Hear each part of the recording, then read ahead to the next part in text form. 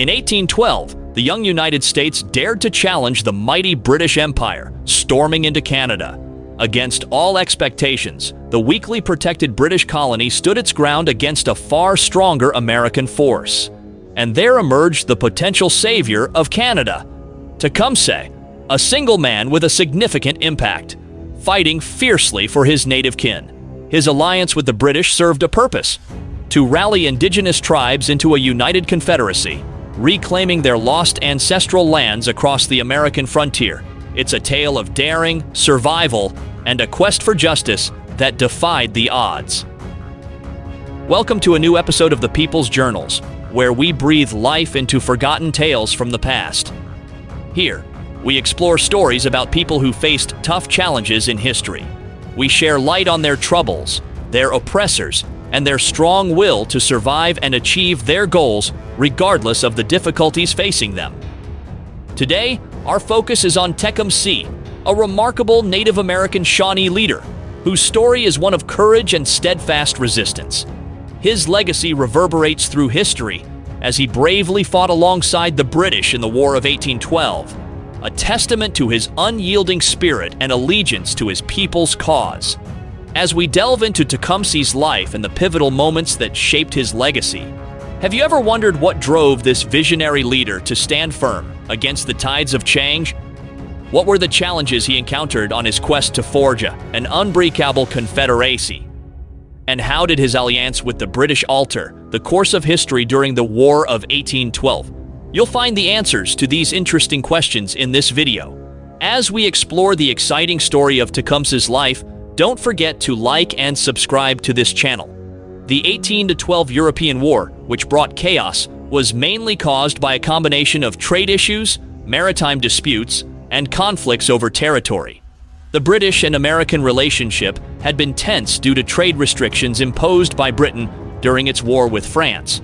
Moreover, the British practice of forcibly enlisting American sailors into their navy without their consent greatly angered the Americans. Meanwhile, American expansion and territorial ambitions collided with British interests. The U.S. wanted to expand into Canada, which Britain controlled.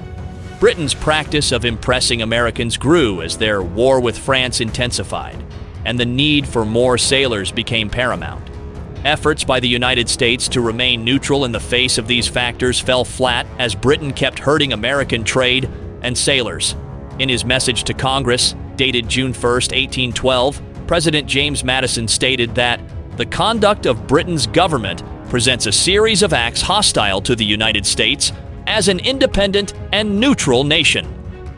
He gave 3 reasons for war. Britain wasn't treating American trade fairly, they were taking American sailors, and they were supporting Native American tribes that were against the U.S. Knowing that confronting an unrivaled naval power like Britain at sea would be unwise, the United States resolved to primarily challenge the British on land by invading British-occupied Canada. They reasoned that Canada would be both valuable for its land and vulnerable due to its small population and light defense. Canada was also the area from which Britain stimulated anti-American aggression and sentiment amongst the American Indians. The Indians resented American settlers for occupying their land and competing with them for the supply of wild game. Meanwhile, the Indians' livelihoods depended on the fur trade with Europe. With Britain furnishing the Indians with supplies, it was only a matter of time before a Native American Shawnee leader would come to power and establish a confederacy to resist U.S. westward expansion. In 1768, the man destined to lead them emerged. Born to the Shawnee by the Ohio River in March, Tecumseh's birth was accompanied by a comet streaking the night sky.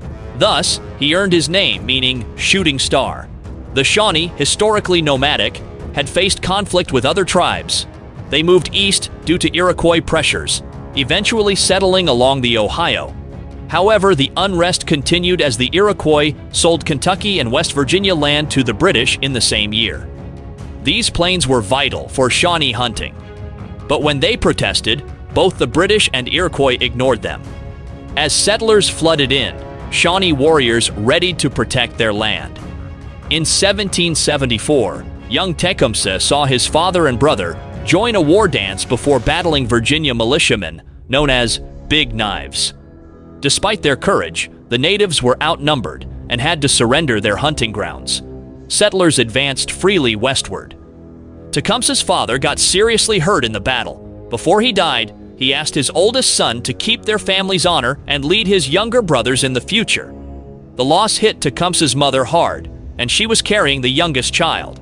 It was tough for the young boy, too. Tecumseh lost his dad at just 6, and his family had to move west. That winter, his mom had triplets, but only 2 survived. One of them, Lalawethika, started off weak, but deeply influenced Tecumseh's life. 13 colonies declared independence a year later, sparking war and a new threat to natives. In the Revolutionary War, many native groups, including the Shawnee, joined Britain to regain lost lands from frontiersmen. Angry Americans sent troops, advancing on Tecumseh's village. Too young, Tecumseh fled with others, as the warriors couldn't stop the militia from attacking the village. Having experienced displacement before, Tecumseh faced his village burning, witnessing the destruction by the Big Knives. Determined to protect his land, he embarked on a journey of growth.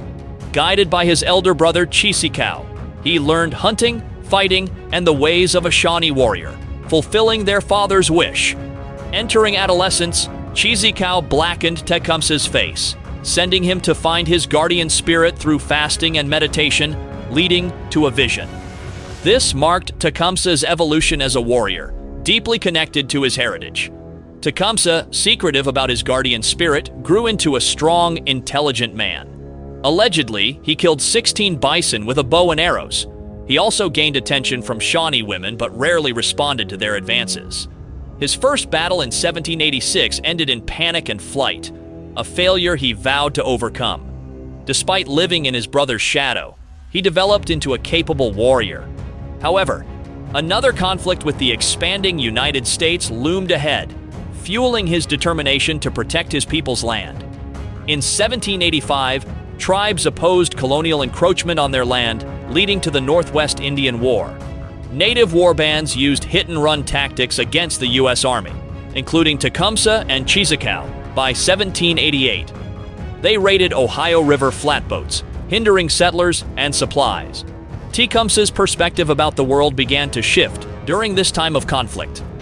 Tecumseh fought with Shawnee, Cherokees, Mingos, and Delawares, prioritizing a united native front against colonialism. He rejected any tribes selling land to whites due to its impact on others. Viewing himself as a native first and Shawnee second, he envisioned a united, independent nation for all native peoples. In 1791, an alliance led by Little Turtle and Blue Jacket attacked 1,000 U.S. soldiers at Wabash River, securing the single greatest victory by native peoples against the Americans. This event highlighted Tecumseh's quest for unity and a shared indigenous identity against encroachment. Tecumseh didn't participate in the Wabash battle, but engaged in subsequent raiding. In 1792, Tecumseh, along with the Cherokees and Creeks, attacked Buchanan Station in Tennessee. Despite outnumbering the group protecting the station, 20 men managed to repel 300 warriors, resulting in the protectors winning the battle and Tecumseh's forces losing. Tippecanoe, Tecumseh's older brother, died in the battle, but he had fulfilled their father's wish of grooming Tecumseh to become a warrior. Among natives, leadership was earned, not appointed. After Tippecanoe's death, Tecumseh became renowned, amassing a loyal warband. He became a respected fighter, achieving prominence through earned respect and leadership within native groups. In 1794, Tecumseh united with Little Turtle, Blue Jacket, and British-led Canadian militias, forming a 1,300-strong force against 2,000 American soldiers near the Maumee River. The Battle of Fallen Timbers ensued, and the natives retreated to the British-held Fort Miami. However, when they encountered rejection, the natives scattered, as the British had turned them away. This event marked the end of the 10-year Northwest Indian War, solidifying U.S. sovereignty over the region. Native leaders were compelled to sign the Treaty of Greenville, a document that forced them to recognize large chunks of Ohio and the Great Lakes as American soil. Tecumseh's memory of British betrayal was one he would never forget. Disgusted by the treaty's terms, Tecumseh declined to sign and settled at Buck Creek, aiming to realize his dream of a united native nation. In 1805, his younger brother, Lalawethika, became Tenskwatawa, the great prophet, inspiring a pan-tribal religious revival. As the 19th century began, the U.S. hunger for land persisted, setting the stage for Tecumseh's pursuit of a united front against American expansion. Following the Northwest Indian War victory, 600,000 settlers moved into Kentucky, Ohio, and Indiana, once native territories. Tecumseh persisted in his dream to reclaim these lands despite his native disadvantage. Fatefully, his brother Lalawethika, also called "He Who Makes a Loud Noise," ignited the Confederacy movement. Even though Lalawethika was not a warrior, his actions led to the formation of Tecumseh's Great Confederacy to fight against American expansion. Lalawethika, nicknamed "He Who Makes a Loud Noise," was the family's black sheep, lacking his brother's warrior prowess, due to a youthful accident that cost him an eye. After spending his youth as a perpetual drunk, he transformed in 1805 after a trance, claiming a vision from the Great Spirit. Renaming himself Tenskwatawa, meaning the open door, he felt compelled to purify native culture, to save his people from a doomed path, dramatically altering his life's purpose. Dubbed the Prophet, he spread his teachings among the Shawnee people. He believed that his people were directly crafted by the Great Spirit, originating from divine creation. In contrast, he said that white people descended from an evil spirit that came from the dark depths of large bodies of water. In 1806, the prophet led a witch hunt in the Old Northwest to expand his religious movement's influence, capturing and harming those who opposed him or embraced Western ways. This caused unrest among Indians and alarmed American settlers, including Governor William Henry Harrison.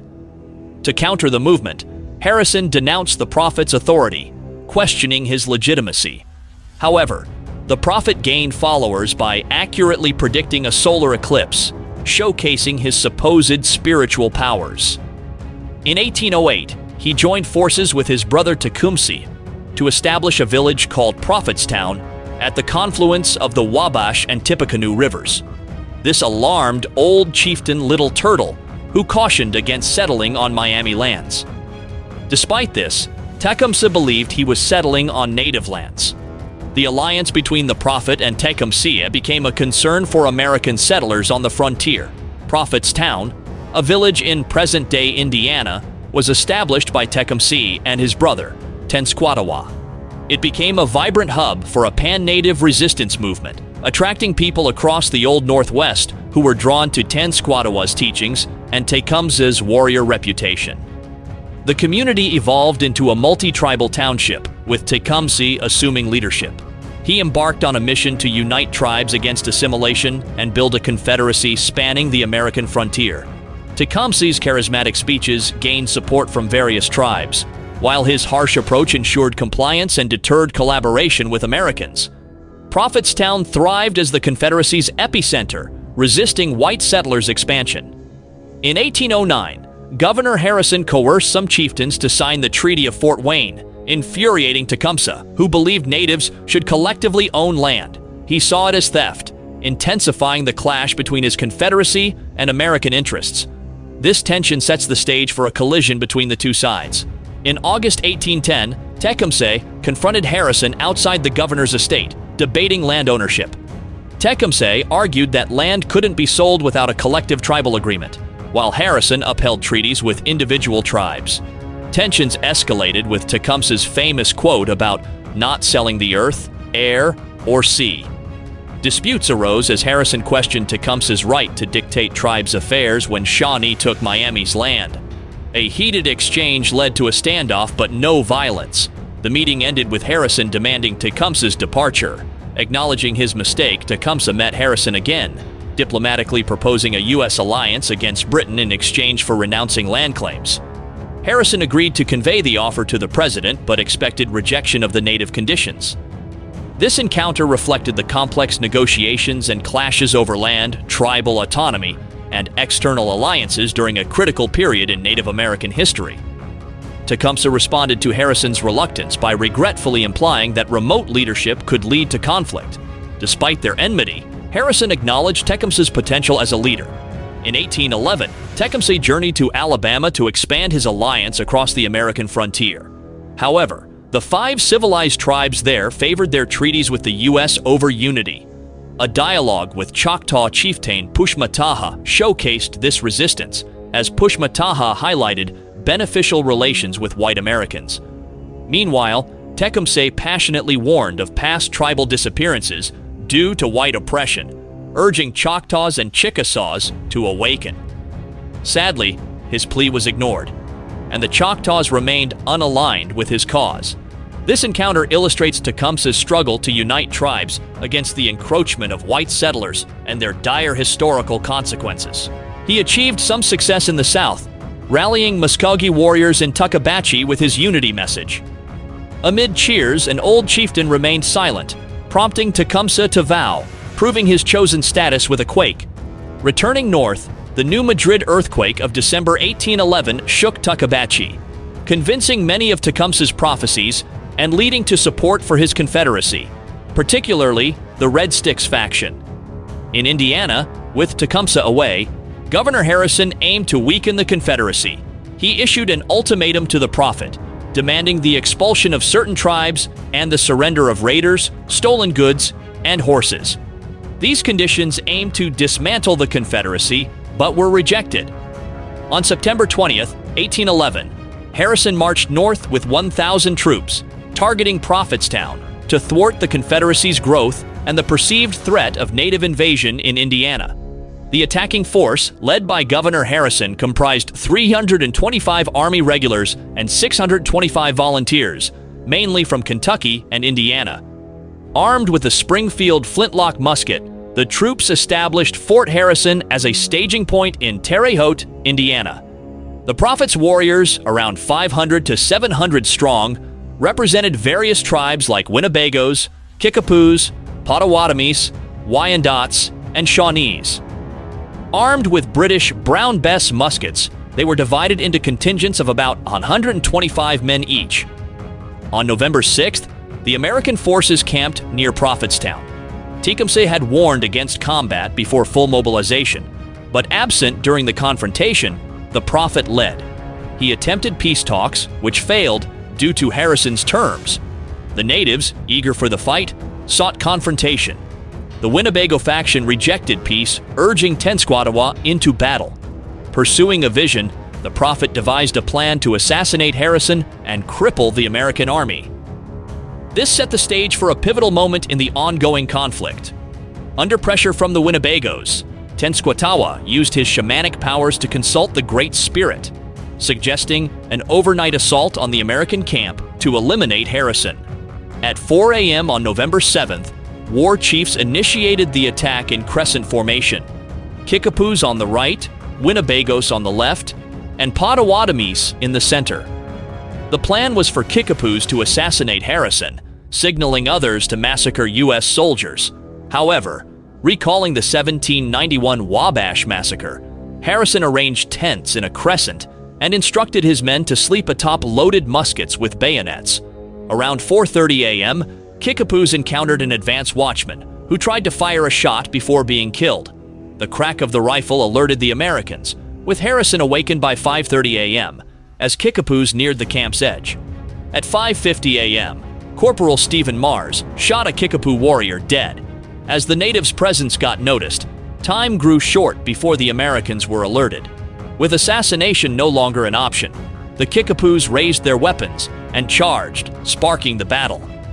The Kickapoos caused chaos on the American northwest flank for about 15 minutes, forcing retreats. By 6 a.m., Harrison's preparation rallied troops around the camp's perimeter. Additional native warriors, including Potawatomis, joined. The battle evolved into a numbers and firepower contest favoring the Americans. As time passed, the tide shifted. Captain Snelling's company drove Potawatomis away, but they regrouped and attacked the center. Captain Robb's unit fell back, but Snelling reinforced them, repelling the Potawatomi advance. From the south, Winnebagos engaged in a shootout with Captain Spencer and Warwick's units. The battle became a fierce struggle decided by strategy and force. As the natives retreated to Prophetstown after a failed attack, reinforcements under Robb countered their retreat. By 7 a.m., outnumbered and demoralized, the natives realized their disadvantage. After repelling the attack, the Americans launched a counterattack, driving the fleeing natives and slaying some before they found safety within Prophetstown's fortifications. Outraged warriors blamed the prophet for his false promise of victory, leading to desertions and a loss of loyalty. Americans marched into the abandoned town the next day, burning it down and weakening the prophet's influence. Despite the setback, Tecumseh maintained power with loyal chieftains. He turned to the British for support against the American threat. On June 17, 1812, the United States Senate narrowly voted for war with Britain. Amid European conflicts, the British Empire supported U.S. frontier natives against American expansion for years, supplying British-made muskets to Tecumseh's warriors. Tecumseh readied for war, aligning with the British for native land reconquest and a united tribal state.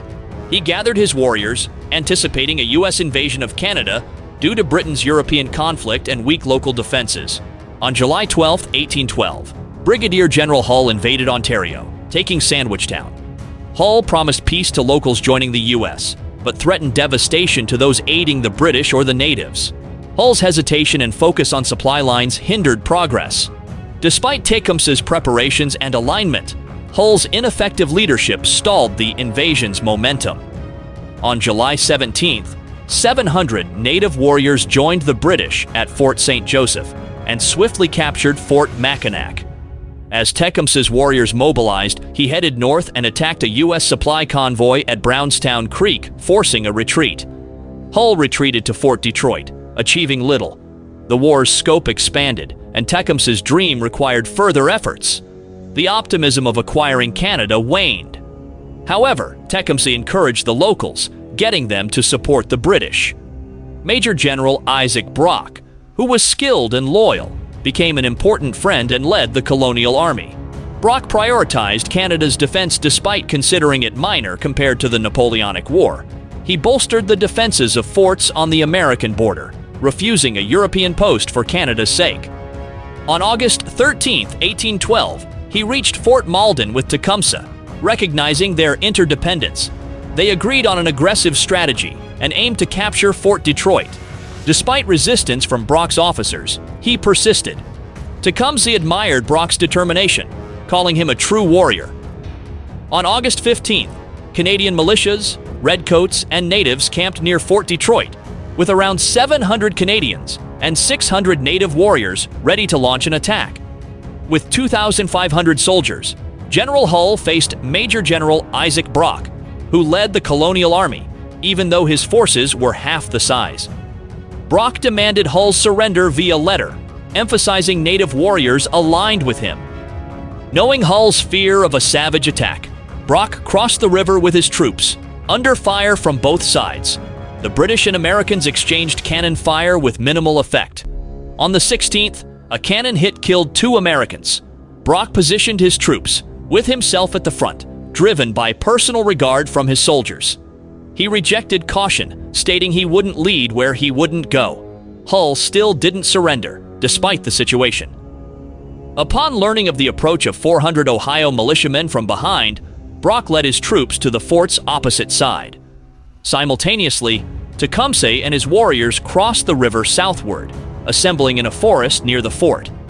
Tecumseh's clever tactics, parading his warriors in circles while emitting fierce war cries, created an illusion of greater numbers and heightened the fear of an impending native attack. General Hull, psychologically affected, appeared broken, and the mind games of Brock and Tecumseh shattered his resolve. After a brief siege, Hull's son emerged with a white flag, leading to the surrender of Fort Detroit. Despite being vastly outnumbered, the British victory shocked the Americans as the largest garrison in the North yielded without resistance. The United States was determined to avenge their humiliation at Detroit, and thus launched an attack upon Queenston Heights, managing to capture the town. Brock gathered militiamen and Mohawk allies to repel the Americans after they intruded on Canadian soil, leading to his death in battle. Charging with his men, Brock was fatally shot while wearing a sash gifted by Tecumseh. Mohawk warriors fought bravely until British reinforcements arrived, retaking Queenston and capturing many Americans. Brock's death left the Native Confederacy without a strong ally. William Henry Harrison, a capable leader, took command of the American forces and built Fort Meigs along the Maumee River. He aimed to reclaim Detroit. After Brock's demise, Henry Proctor was promoted to lead the British Army. Proctor and Tecumseh led an attack against the Americans. They encountered and defeated Kentucky riflemen near Frenchtown, resulting in high American casualties and numerous captures. The American prisoners were forced to march to Fort Malden, where native warriors maltreated them, causing deaths. Tecumseh, who disliked unnecessary killings, was angered and confronted General Proctor. The British leader's dismissive response strained their alliance. However, Tecumseh persuaded Proctor to attack Fort Meigs, but despite 2 sieges with heavy casualties, the fort held. Tecumseh protected the prisoners from massacres. Despite tensions, many Americans respected Tecumseh as a noble adversary due to his efforts to prevent needless deaths. The strained relationship between Tecumseh and his allies worsened when the United States achieved a decisive naval engagement in 1813. The Battle of Put-in Bay handed control of Lake Erie to the Americans, cutting British supply lines and causing the abandonment of Fort Malden and Fort Detroit. General Proctor retreated eastward, frustrating Tecumseh, who sought to remain on the offensive. Tecumseh reluctantly joined the British retreat after becoming disillusioned with Proctor's lack of support despite achieving victories. Frustration grew as Proctor continued to withdraw. Tecumseh confronted Proctor again, insisting the retreat must end or their alliance would dissolve. This ultimatum marked a pivotal moment when Tecumseh vowed to defend their land with determination. Reluctantly, Proctor agreed to face Harrison's army, choosing the Canadian River Thames for the stand. Despite exhaustion, Proctor's men lined up along the river near Moravian Town. However, the Redcoats were fatigued and hungry from the march and could not fight. Tecumseh positioned his warriors in a black ash swamp on the British flank for cover. Despite outnumbering the British and the natives, Harrison's American force of almost 4,000 lacked fortifications. Harrison aimed for a fast, forceful strike, like at Prophetstown before. He used mounted Kentucky riflemen to charge at the British line, overwhelming them and scattering the unprepared British troops. General Proctor fled with 250 men. The rest were captured or killed. Tecumseh, determined not to run, fought alongside the natives in the swamp. The battle turned into a prolonged shoot in the swamp's cover. An American soldier shot Tecumseh fatally in the midst of the chaos. The impact was instant, resulting in Tecumseh's immediate death. Soon after, news of Tecumseh's death quickly spread among the native warriors. The demoralized native warriors scattered as Harrison's army closed in, marking the decisive American victory in the Battle of the Thames. The great native coalition, once held together by Tecumseh, crumbled. Without his leadership, other chieftains surrendered to Governor Harrison, ending the United Native Front. The Confederacy. Tecumseh built faded with his death, and the native warriors played a diminishing role in the ongoing War of 1812. Both sides achieved later victories, with the British sacking Washington and the Americans winning at New Orleans, leading to a war-ending stalemate. Canada remained unconquered, and America ceased its territorial ambitions. The true losers were the indigenous tribes, as peace talks failed to establish a native nation. The Treaty of Ghent in December 1814 lacked provisions to stop American westward expansion. The absence of leaders like Tecumseh left indigenous peoples vulnerable to the settler influx. The Red Stick Muskogees, who had allied with Tecumseh, continued battling against the Americans in the southern region.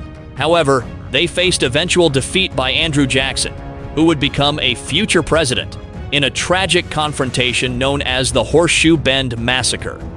In the end, Tecumseh's story is a tragic one.